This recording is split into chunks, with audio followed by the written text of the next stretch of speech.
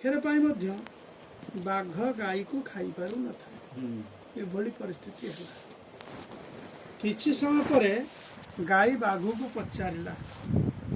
कौन तुमर कहीं गुरु किंबा मालिक नहांती कि हाँ तुम कहीं गुरु नहांती कि मालिक नहांती। बाघ गाई आड़ को रागरे चाह कहला अरे मु तो जंगल राजा मोर कहीं मालिक नहांती मु निजे ही जंगल मालिक।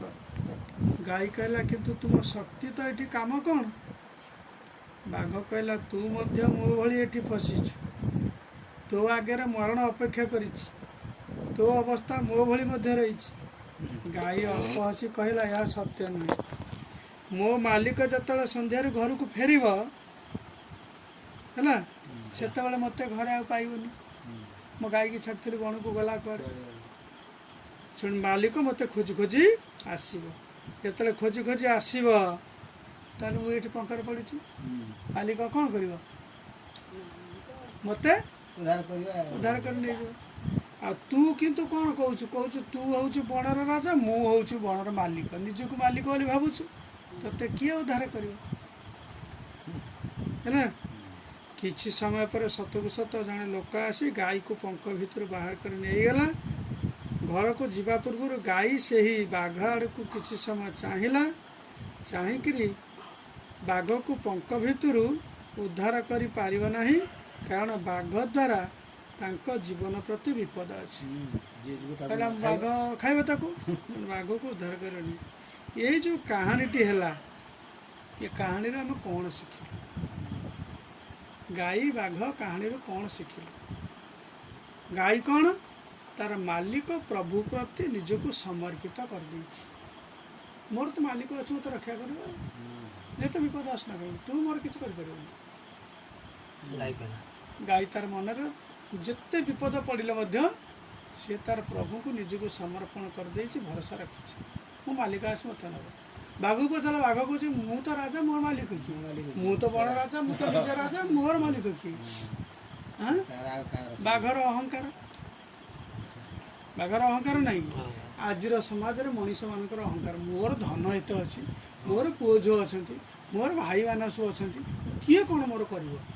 मो देहर बल अच्छी किए मोर कौन कर यही भावुवा लोक मैंने कौन बाघ आ प्रभु को जी निजक समर्पण कर दे सी है से उद्धार पाए।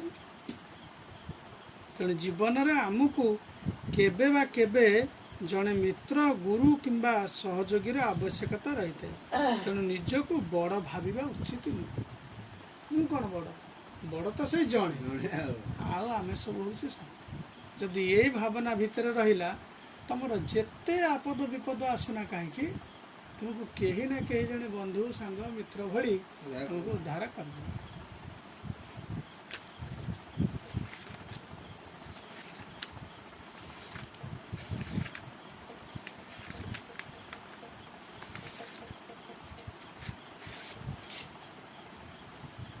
आ गोटा हूँ सत्संग सत्संग क्या कहते इर्बाहट जड़े दार्शनिक थरे से एकुटिया बसी था कौन सी एक गच्छर कुंज तले तांकर जड़े परिचित से रास्ता दे जाऊ से उदाहर्त को एका बसी था देखी पाखक गले तांको हसी हसी अभिवादन कले एवं तांको पचारे आपण एकुटिया बसी देखी भाविली मु जाऊँगी आपन को सहयोग करी आप एकुटिया बस किंतु से जो उत्तर देले ता उत्तर थिले क्रांतिकारी सी कहले ना ना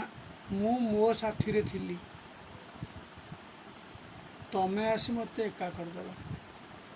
उल्टा कथा ये कह तुम एकुटिया बहीच कौन मुझे तुम सागर बसिले गपसप करवा टे गोटे भल हम ये हम सी कह ना ना मु मो सांगे थी तमें आसी मत एकुटिया करदेल अरे तमें केमती कौन तुम सागर रहिल हाँ यहीटा तो हूँ सत्संग मो भितर जो चेतना सत्ता अच्छी जहाँ शक्ति बल ये शरीर इत्यादि सब कार्य करुच्ची मुझे चिंता कर सागर थी यह हूँ सत्संग यह हूँ प्रार्थना यह हूँ ध्यान जो तुम आसीगला तार मो मनटा कड़े गला तुम आड़ गला तुम कहीं आईच कौन कौन दरकार भाविली कौन मोठू नब कौन मागिब मुझे कौन देवी तुम विचलित हो ना नहीं देख तुम एकुटिया बस किसी कथा नहीं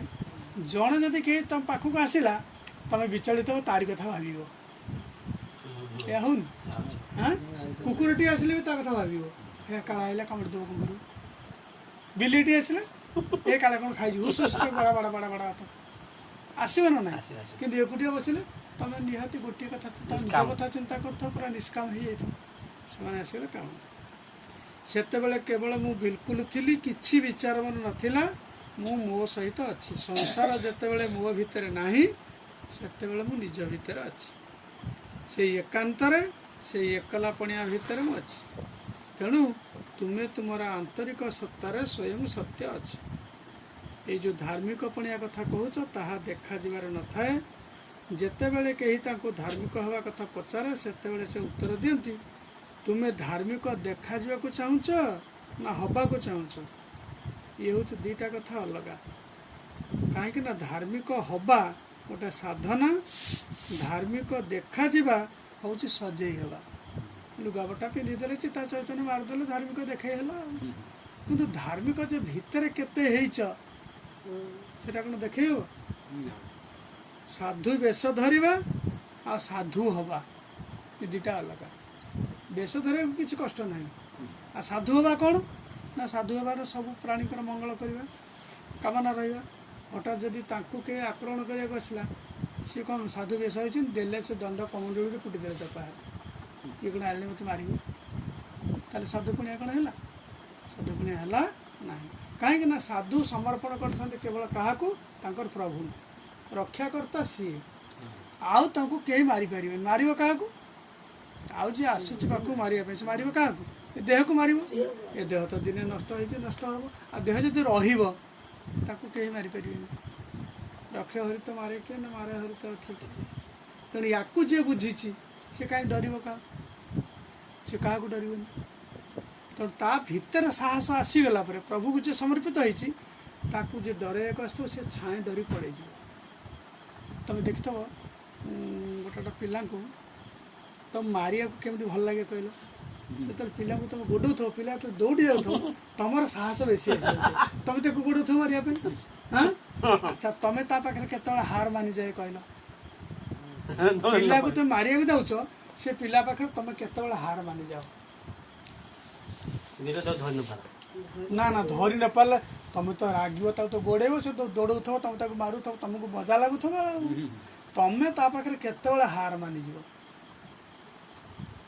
तुम किसी कर चिंता कर ये परिस्थिति है तुम गोड़ौ से कह ना मारना मारना मरीज मरीज मरीज कहीं आउ दिन करू मार मोर भूल भूल आउ थर कह तुम ये अच्छा केत तुम पूरा चुप हो तुम पार्टी फिटोनी तुम पूरा हारी ना कई लोग तुम दी जन से कौन हेले तुम हारीज तुम उत्तर सीना से उत्तर दिंतु अमहिमा उत्तर दिंतु केते तुम हारीज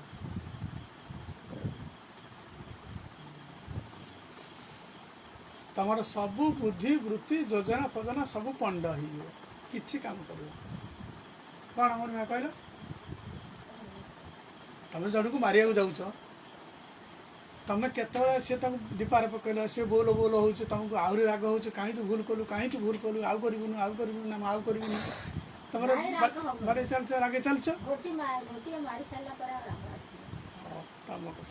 जिते मारिया आसला मनकर तुम मत मारिया आस ठिया मारना मुझे कहीं मारू ना मार तुम राग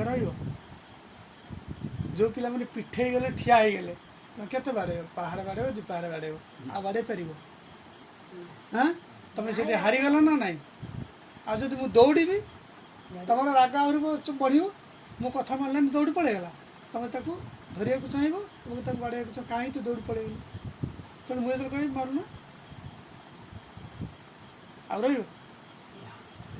कथा तेणु जी परमात्मा पाखे समर्पित होगला देख से पाखर छाए दूरे गला ना ना ये जो है जदि ଯଦି ମୁଁ ଭୁଲ କରିଛି ମାଡ଼ ଦେବ ଖାଇବ କ'ଣ ଅଛି। ଯେତେବେଳେ ମାନିଗଲା ସତଟାକୁ ମାନିଗଲା ତେବେ ତାଙ୍କର କ୍ରୋଧ ଆପେ ଆପେ ପଳେଇଲା ନା। ତେଣୁ ଯିଏ ଭାବିଲା ମୋ ପରମାତ୍ମାଙ୍କ ପାଖରେ ଆଶ୍ରିତ ସମର୍ପିତ ଅଛି ଆସୁଛି କିଏ କ'ଣ ମୋତେ କାହିଁ ମାରିବ ମୋର କାହିଁ ବିପଦ ହବ ହେଲା। ଏଇ ହେଉଛି କଥା।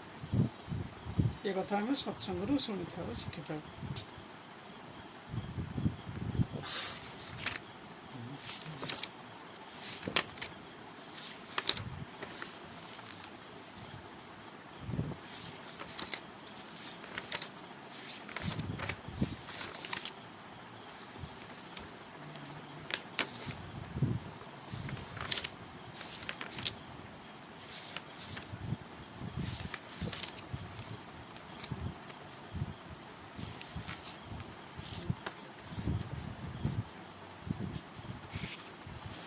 ଜଣେ ପଥହରା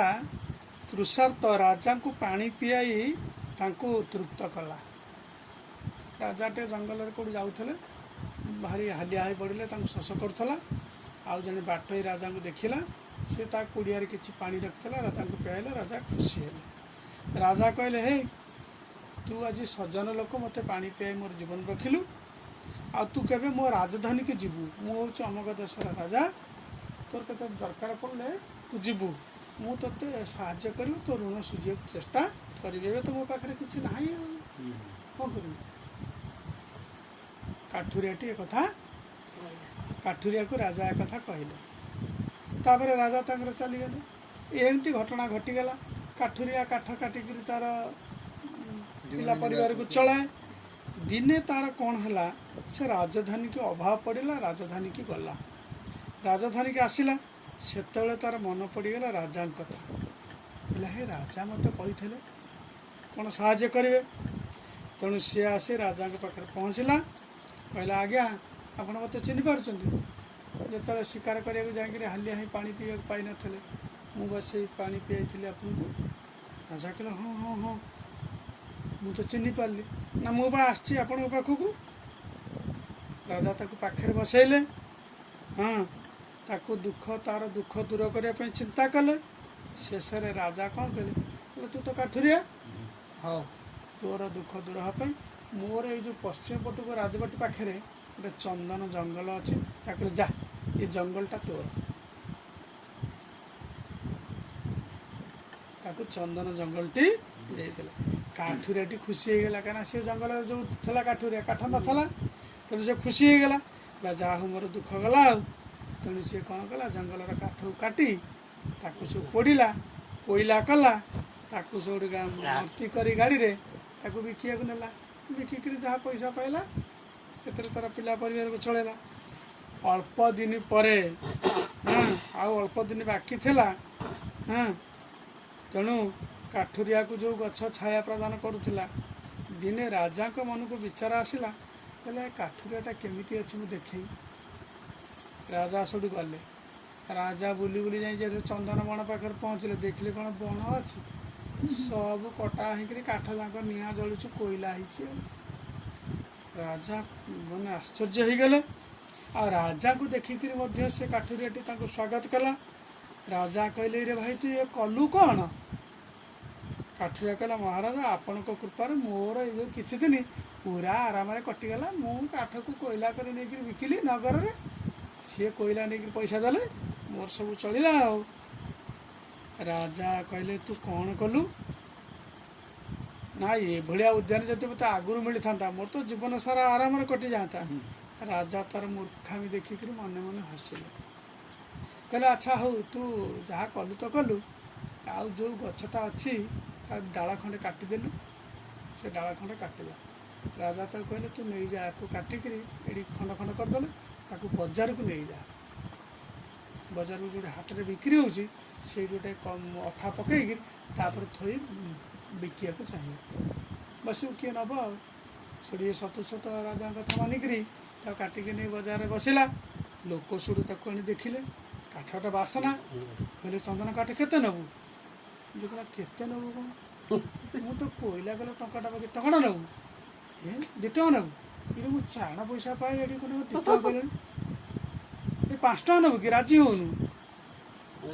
ଇଏ ଆଉ କ'ଣ କହିବ ମୁଁ ଚାରଣା ପାଏ ମୋତେ 5 ଟଙ୍କା ଯାଚିଲେ ଇଏ ଲୋକ ପାଗଳ ନା ଲୋକ ଭଲ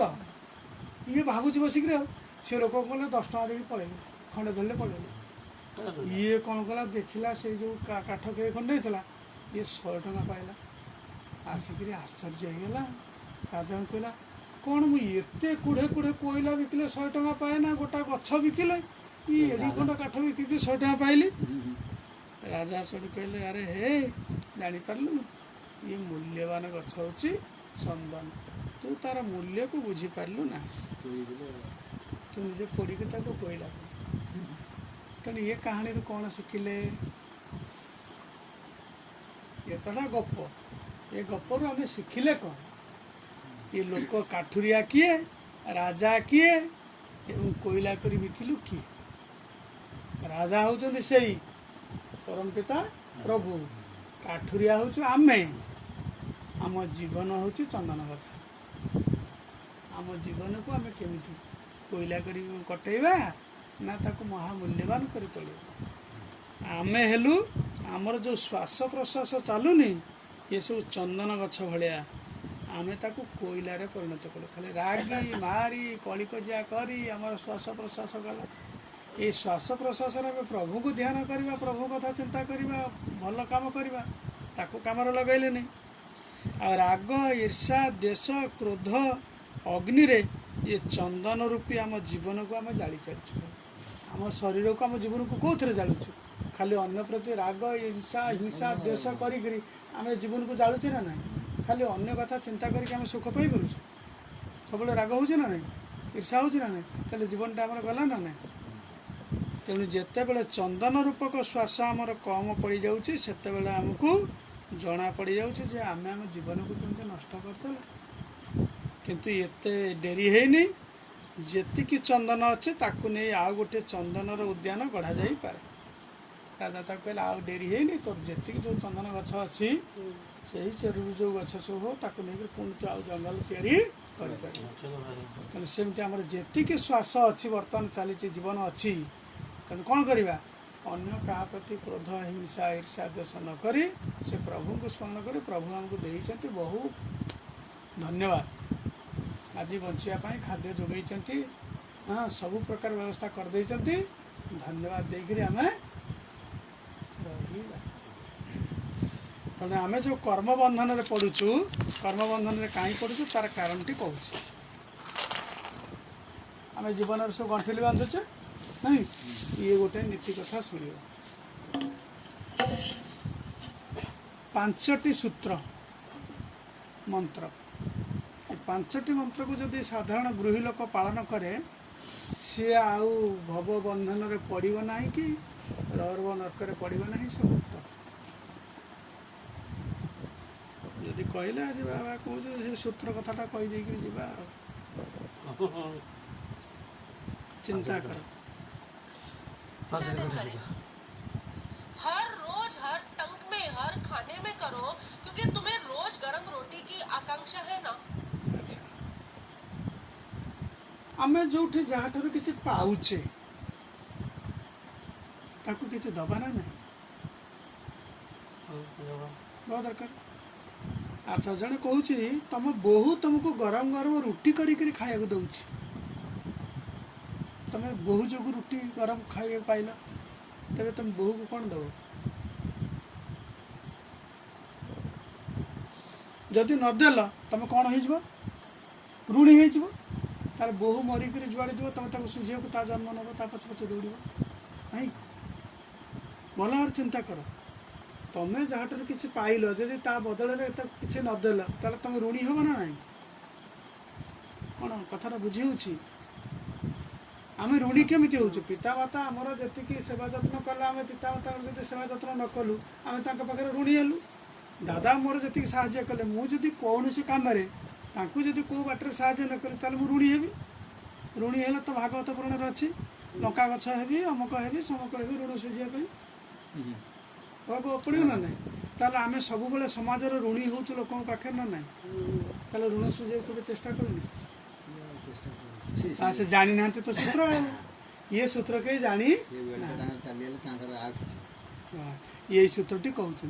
जदि तुम्हें बोहू पाखर गरम रुटी खाया चाहूच तबे तुम्हें ताको धन्यवाद दियो जहाँ ठार तुम्हें किसी पाइल धन्यवाद दियो जाओ तुम जो आज मोर ये कमटी हो गला प्रभु तुम मंगल कर ये तो कहीपर जदि ये कहीकि जहाँ जिनस ग्रहण कल आउ तुमको ऋण लगे ना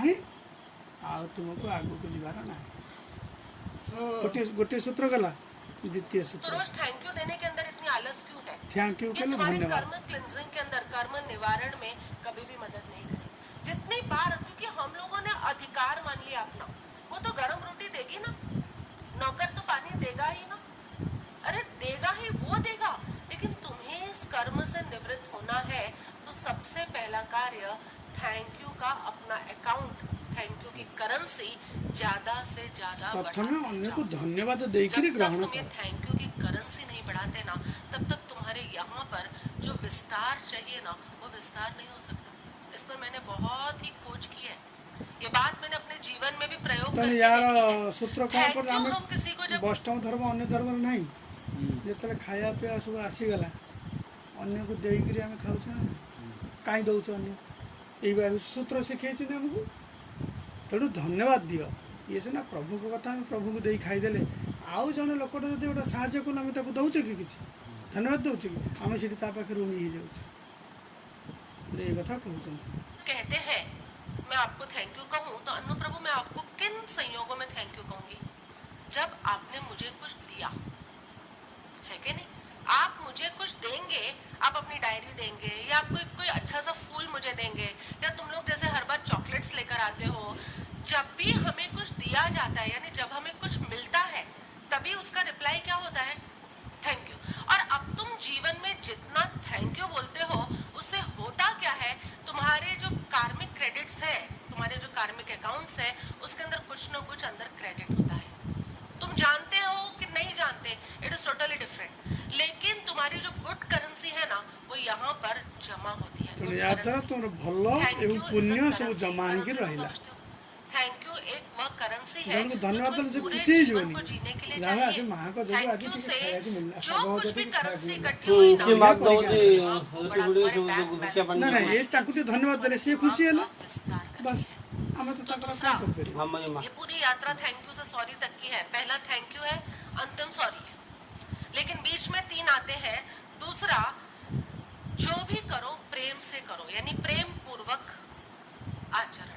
एक्ट विद लव, वहां उन्हें बताया था, प्रेम पूर्वक आचरण। अब तुम्हारे भाग्य में करने का आया ही है, तो झुंझला के नहीं, जुल्ला के नहीं, चिढ़ के नहीं, गुस्से होके नहीं, आउट ऑफ लव। तापर आउटा कथा होची तमे केमती ऋणी हे तुम जो काम करू